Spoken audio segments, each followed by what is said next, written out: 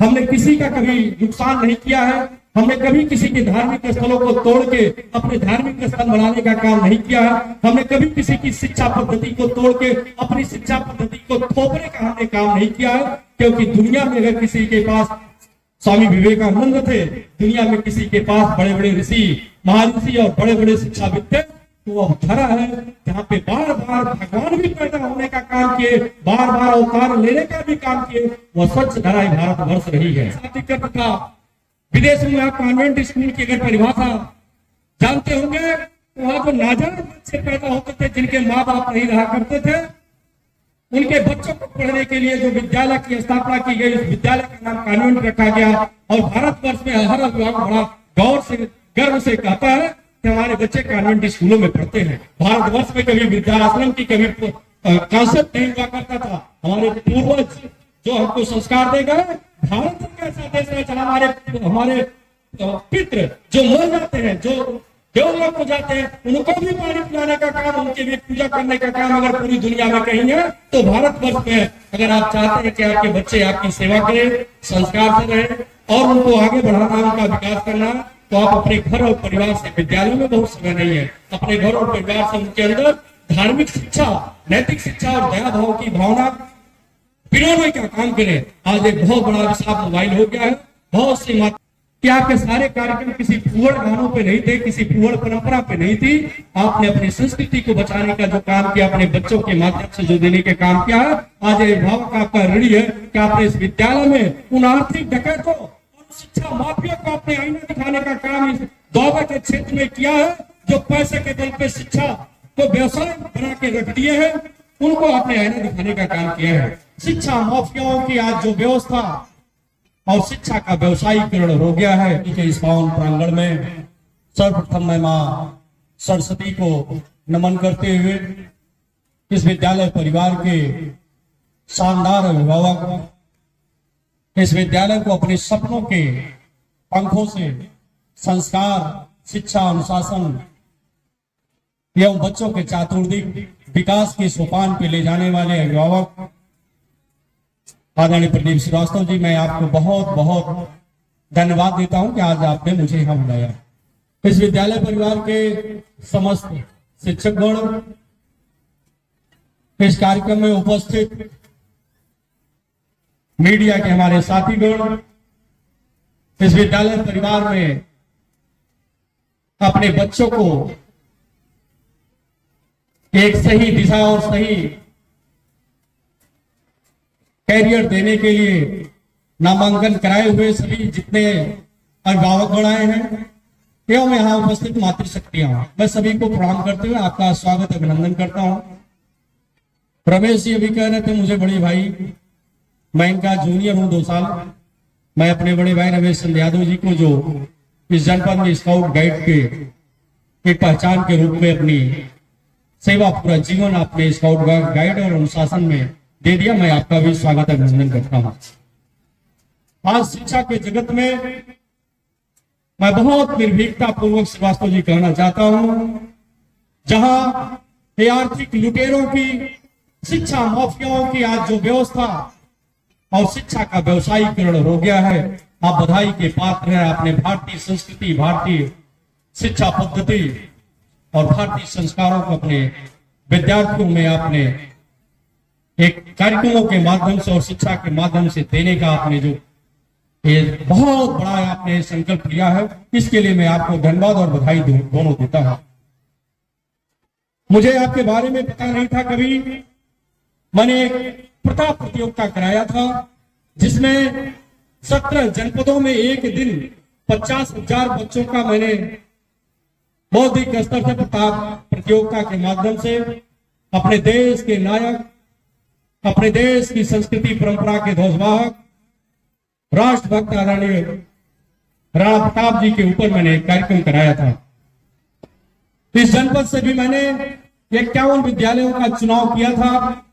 तहसील स्तर पे मुझे बड़ी दुविधा हो रही थी, चूंकि मेरे पास कोई विद्यालय नहीं है।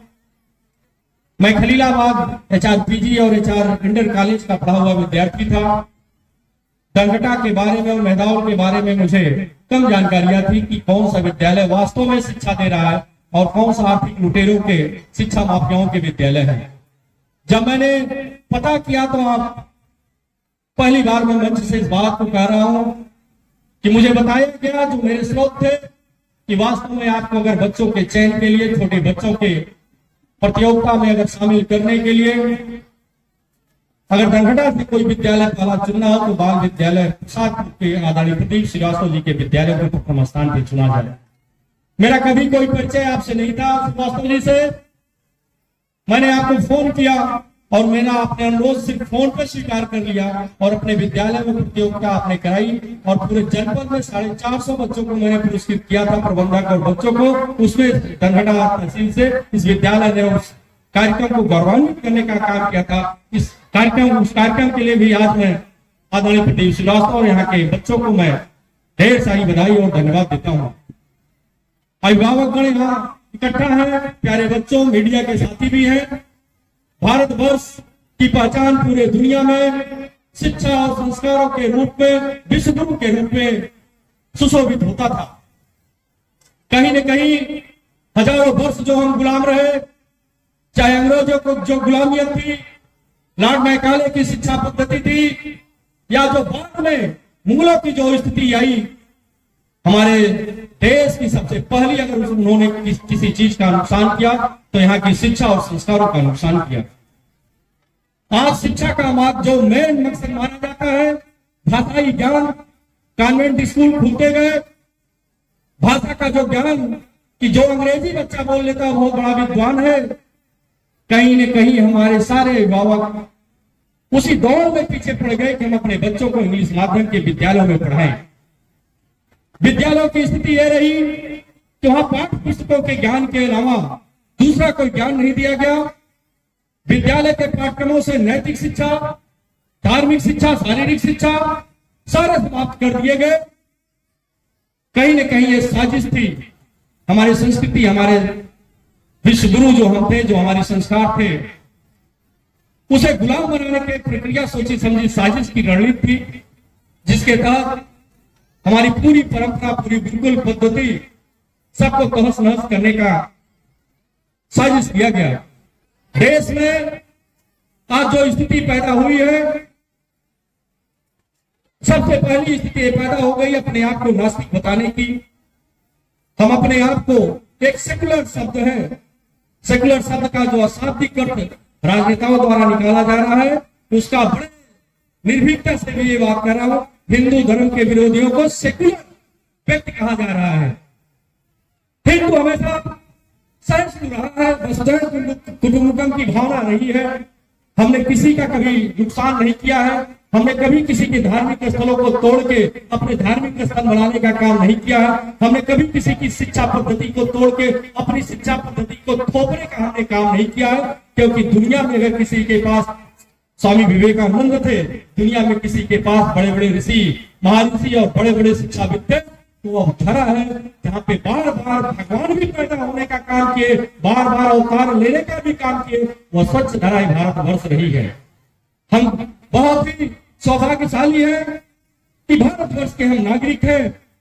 लेकिन जो बीच में परिस्थितियां पैदा हुई, गुलामी हमारी हुई हजारों वर्षों की, उसमें शिक्षा के माध्यम से लॉर्ड मैकाले की जो शिक्षा पद्धति थी, हमारे संस्कृति और धार्मिक शिक्षा को बंद करके अंग्रेजी की शिक्षा हासिल कराई गई। और कॉन्वेंट स्कूलों में जो कॉन्वेंट का शादी था, विदेशों में आप कॉन्वेंट स्कूल की अगर परिभाषा जानते होंगे तो वहां जो नाजायज बच्चे पैदा होते थे, जिनके माँ बाप नहीं रहा करते थे, उनके बच्चों को पढ़ने के लिए जो विद्यालय की स्थापना की गई, उस विद्यालय का नाम कॉन्वेंट रखा गया। और भारतवर्ष में हर अभिभावक बड़ा गौर से, गर्व से कहता है कि हमारे बच्चे कॉन्वेंट स्कूलों में पढ़ते हैं। अगर कोई बच्चा आता है, अगर राम राम किसी को कहते, जय श्री राम किसी को कहते तो कहेंगे ये तो बड़ा भारी धार्मिक या बड़ा भारी कट्टर है।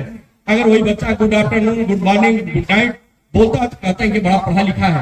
हम जितने ही अपने संस्कारों से, अपने धार्मिक प्रवृत्तियों से, अपनी संस्कृति से दूर होते जा रहे हैं, उतनी ही हमारी विकास और हमारे पतन के रास्ते खुलते जा रहे हैं। एक कहावत है कि धर्मविहीन शिक्षा हमेशा पतन के रास्ते पे ले जाती है और धर्म के साथ शिक्षा हमेशा चातुर्थिक विकास के साथ ले जाती है। एक बार फिर मैं प्रशंसा करता हूँ आदरणीय प्रदीप श्रीवास्तव जी आपका, आपके सारे कार्यक्रम मैं तो बड़े धैर्य से देख रहा था और उसका अनुकरण कर रहा था कि आपके सारे कार्यक्रम किसी फूहड़ गानों पे नहीं थे, किसी फूहड़ परंपरा पे नहीं थी। आपने अपनी संस्कृति को बचाने का जो काम किया, अपने बच्चों के माध्यम से जो देने का काम किया है, आज अभिभावक आपका ऋणी है कि आपने इस विद्यालय में उन आर्थिक डकैतों और शिक्षा माफिया को अपने आईना दिखाने का काम इस दौबा के क्षेत्र में किया है, जो पैसे के बल पे शिक्षा को व्यवसाय बना के रख दिए हैं, उनको आपने आईना दिखाने का काम किया है। हम अभिभावकों की भी एक जिम्मेदारी बनती है, इस देश के निर्माण के लिए जो हमारी अगली पीढ़ी है, हमारे बच्चे हैं, उनको अगर हमको आगे ले जाना है तो उनके अंदर अगर हम धर्म की स्थापना, अपने संस्कारों की अगर शिक्षा नहीं दे पाए, नैतिकता नहीं दे पाए, उनके अंदर दया भाव नहीं दे पाए, तो बहुत ही ध्यान से आप देखिएगा गणित और विज्ञान के प्रभाव ने वृद्धाश्रम में संख्या बढ़ाती चली जा रही है और वहां उन्हीं के ज्यादा अभिभावक जा रहे हैं जिन्हें बड़ा गर्व होता है कि उनके बच्चे कॉन्वेंट, जहाँ विदेशों में नाजायज बच्चे पढ़ते हैं, ऐसी संस्कृति में अपने बच्चों का दाखिला करा रहे हैं, तो अगर वहाँ नाजायज बच्चे हैं तो ही बच्चे कॉन्वेंट की लाड निकाले की शिक्षा पढ़ के अपने माँ बाप को वृद्धाश्रमों में भेजने का काम करते हैं। क्योंकि गणित और विज्ञान में कहीं धर्म और कहीं दया नाम का शब्द, कहीं संस्कार नाम का शब्द नहीं है। वो तो सीधे कहता माँ बाप वृद्ध हो गए, इनसे मुझे कुछ मिलना नहीं है, तो गणित और विज्ञान कहता है कि इनकी उपेक्षा कर दो, अच्छा कहीं मरने ने कहा तो ले जाकर किसी वृद्धाश्रम में कर दो। भारतवर्ष में कभी वृद्धाश्रम की कभी कॉन्सेप्ट नहीं हुआ करता था। हमारे पूर्वज जो हमको संस्कार दे गए, भारत एक ऐसा देश है जहाँ हमारे पितृ जो मर जाते हैं, जो देवलोक को जाते हैं, उनको भी पानी पिलाने का काम, उनकी भी पूजा करने का काम अगर पूरी दुनिया में कहीं है तो भारतवर्ष में। अगर आप चाहते हैं कि आपके बच्चे आपकी सेवा करें, संस्कार से रहें और उनको आगे बढ़ाना, उनका विकास करना, तो आप अपने घर और परिवार से, विद्यालय में बहुत समय नहीं है, अपने घर और परिवार से उनके अंदर धार्मिक शिक्षा, नैतिक शिक्षा और दया भाव की भावना पिरोने का काम करें। आज एक बहुत बड़ा विशाल मोबाइल हो गया है, बहुत सी माताएं बहनें यहाँ बैठी हैं हमारी, जब अच्छी से सीरियल और मूवी आती है तो जो बच्चा उनका रोता है उनको मोबाइल दे देते हैं और उस मोबाइल में उस बच्चे के उंगली पे पूरी दुनिया की ऐसी साइटें रहती है जो उस बच्चा तो बहुत छोटा है, उसके अंदर सीखने की भावना है और उसमें क्या ढूंढ के क्या खोलता है और क्या देखता है और कहाँ उसका दिमाग जाता है, किस दिशा में जाता है, बाद में पता चलता है कि उसका बच्चा उसके हाथों से निकल गया। आज जनपद संत कबीर नगर की मैं एक बात करता हूँ, मैंने खलीलाबाद से लेकर ग्रामीण अंचलों में मैंने देखा है बच्चों के अंदर बहुत बड़े पैमाने पे नशाखोरी की लत बुरी तरीके से पनप रही है। छोटे बच्चे 8th क्लास तक के बच्चे, मैंने विद्यालय का मैं नाम नहीं लूंगा, उसी गवर्नमेंट परंपरा के विद्यालय के बाहर में देखता हूँ, बाहर अगर बच्चे जाते हैं 1 घंटे बाद, आधा घंटे बाद आप देखेंगे सिगरेट पीते हुए बच्चे नजर आ रहे हैं, चरस अफीम और गांजा तक का सेवन छोटे बच्चे, अंडर 18 बच्चे कर रहे हैं, जो हमारे समाज के लिए बहुत ही आवश्यक है। अगर यही परंपरा रही तो हर बच्चा जो हमारा पढ़ने के लिए हमने भेजा है उसे अपने जीवन का मैंने एक सहारा और कैरियर देने के लिए भेजा है और न सिर्फ देश के लिए एक समस्या खड़ा हो रहा है बल्कि आपके लिए भी एक बड़ी समस्या के रूप में खड़ा हो रहा है। तो आज मैं सभी अभिभावकों से अनुरोध करते हुए, एक गुजारिश करते हुए और आपसे यह वादा लेते हुए कि आप अपने बच्चों को ऐसे विद्यालयों में, जैसा प्रदीप श्रीवास्तव जी ने आज एक झलक दिखाई है, वास्तव में दिल एकदम बाग बाग हो गया, खुश हो गया कि आपने अपने विद्यालय की ग्रामीण अंचल के विद्यालय में, और इसलिए आप कर पाए कि आपके संस्कारों में है और यह है आपका एक संकल्प है, यह आपका एक सपना है कि आपका विद्यालय न सिर्फ पाठ पुस्तक और किताबी ज्ञान बल्कि उनके अंदर धार्मिक शिक्षा, शारीरिक शिक्षा, नैतिक शिक्षा और उनके अंदर दया का भाव भी कूट कूट के भरे और संस्कार हो। अपने देखा आपने होली का भी कार्यक्रम, राम जी का कार्यक्रम, स्वच्छता अभियान का कार्यक्रम, कितने अच्छे रूप से आपने प्रयोग है, सजाया है इसको। अगर ये छूट गया तो जान लीजिए बहुत, अगर ये परंपरा छूट गया तो हम बहुत पीछे चले जाएंगे। हम बहुत कुछ तो नहीं कहना चाहते हैं। यह विद्यालय परिवार, आज मैं इस विद्यालय परिवार को गोद लेता हूँ। मेरा एक अस्पताल है, इस विद्यालय परिवार में जितने भी बच्चे होंगे, जब भी आपका पेरेंट्स टीचर मीटिंग होगा, जब आप पीटीएम करिएगा तो जितने विद्यालय के बच्चे होंगे, जितना इनके अभिभावक होंगे, मेरे अस्पताल से पूरी टीम आएगी। उनको चिकित्सा सुविधा के साथ साथ दवाएं भी मैं मुफ्त भेजना दूसरी चीज, इस विद्यालय परिवार का बच्चा कोई भी अपना आईडी कार्ड लेके मेरे अस्पताल पे चला जाएगा तो उसे निःशुल्क परीक्षा उसका मैं कराने का काम करूंगा।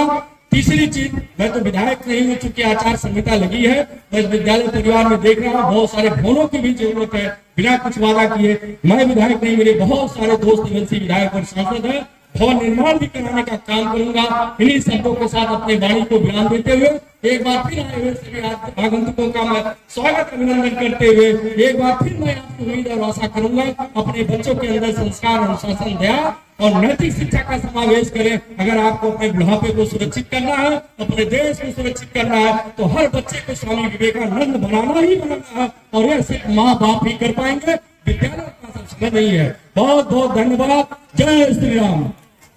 बहुत बहुत धन्यवाद सर, आपके इस ओजस्वी तेजस्वी भाषण के लिए।